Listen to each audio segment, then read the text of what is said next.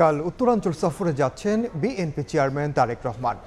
এই মুহূর্তে রাজশাহীতে আছেন সহকর্মী সাইফুর রহমান রকি এবং বগুড়ায় আব্দুল আওয়াল। সবশেষ খবর জানতে সরাসরি শুরুতে যাচ্ছি রকির কাছে। এখানে এই জনসভা স্থলে এসে এখানে তাদের নেতাকর্মীদের উদ্দেশ্যে বক্তব্য দিবেন।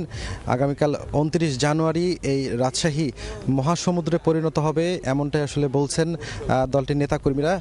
আসলে এই বিএনপির যে কালকে জনসভা রয়েছে নির্বাচনী, এই জনসভাকে ঘিরে যে প্রস্তুতি, সেই প্রস্তুতিগুলো নিয়ে আসলে দলটির যারা শীর্ষ নেতৃবৃন্দ আছে রাজশাহী মহানগর বিএনপি সহ এই শীর্ষ নেতৃবৃন্দরা আসলে কথা বলছেন।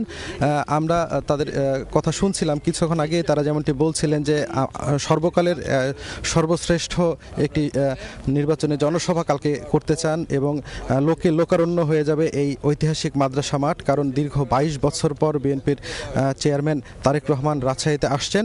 এই বিষয় নিয়ে আসলে কথা বলছেন মিজানুর রহমান মিনু, দলটির সিনিয়র নেতা। আমরা এখন তার বক্তব্য একটু শুনে আসি।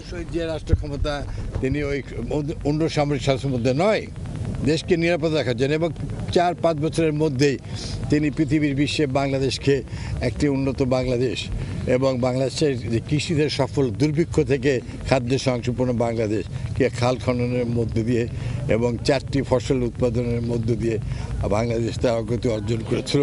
এবং তারই সময় বাংলাদেশ থেকে হাজার হাজার দক্ষ আমাদের ভাইরা বিদেশে শ্রম বাজারে ঢুকেছিল।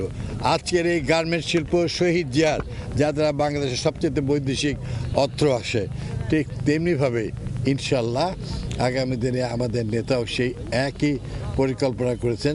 কোনো নট মেগা প্রজেক্ট মানে মেগা দুর্নীতি, আওয়ামী লীগের দুর্নীতি, হাসিনার দুর্নীতি, তার দোসরদের দুর্নীতি, তার পরিবারের দুর্নীতি।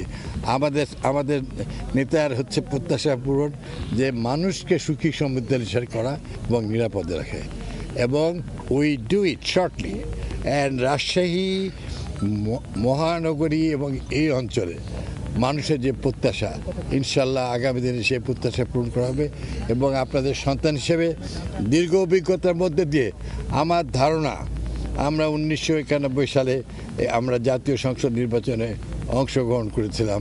আমরা 1996 দুইটি অংশগ্রহণ করেছিলাম 2001 সালে, এবং তার মধ্যে 91 এবং 1996 পরেরটা এবং তারপরটা ছিল খুবই গুরুত্বপূর্ণ।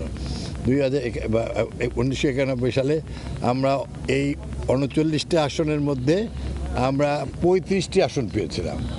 আর বিএনপি চেয়ারম্যান তারেক রহমান নওগাঁ হয়ে কিন্তু তার নিজ যে পৈতৃক জেলা অর্থাৎ ঘরে ফিরবেন বগুড়ায় দীর্ঘ 2 দশক পর, এবং ইতিমধ্যেই বগুড়ায় যে তিনি আসছেন দীর্ঘ 2 দশক পর, তাকে ঘিরে কিন্তু শহরে আলতাপুর নেছে খেলার মাঠ, যেখানে আগামীকাল রাতে বিএনপি চেয়ারম্যান তারেক রহমান এক ঐতিহাসিক জনসমুদ্রের জনসভায় অংশগ্রহণ করবে, নির্বাচনী সভায়। সেখানে কিন্তু শেষ মুহূর্তের প্রস্তুতি চলছে জেলা বিএনপির, এবং ইতিমধ্যেই কিন্তু এখানে জেলা বিএনপি শীর্ষ নেতারা যারা আছেন তারা কিন্তু সকাল থেকেই এই যে জনসভা স্থল রয়েছে সেখানে কিন্তু তারা পরিদর্শন করছেন। এবং যেমনটি বলছিলাম যে নওগাঁ হয়ে কিন্তু বগুড়া যে আদমদিঘি, দুপচাচিয়া এবং আলু উপজেলা হয়ে কিন্তু আসলে তিনি বগুড়া শহরে প্রবেশ করবেন, এবং আগামীকালকে কিন্তু এখানে নির্বাচনী জনসভায় অংশ নেওয়ার পর রাত্রি যাপন শেষে 30 জানুয়ারি তার যে নিজ আসন থেকে নির্বাচন করছেন বগুড়া 6 সদর আসন থেকে, সেখানে জনসভার জন্য কিন্তু আসলে তিনি যাবেন, এবং সাধারণ মানুষদের দ্বারে দ্বারে গিয়ে কিন্তু বগুড়া সদর উপজেলার যে পৌর এলাকার ওয়ার্ড গুলো রয়েছে, যে ইউনিয়ন গুলো রয়েছে, সেখানে নিজের জন্য কিন্তু তিনি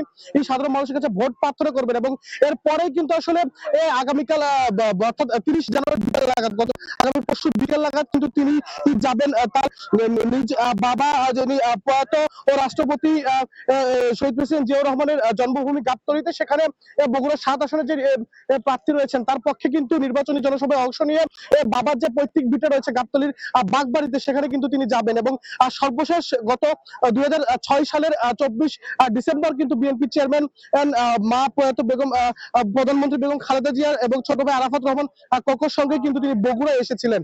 তো বগুড়া থেকে এই ছিল এখন পর্যন্ত আমার কাছে সর্বশেষ। সরাসরি যুক্ত ছিলাম রাজশাহী এবং বগুড়ায়।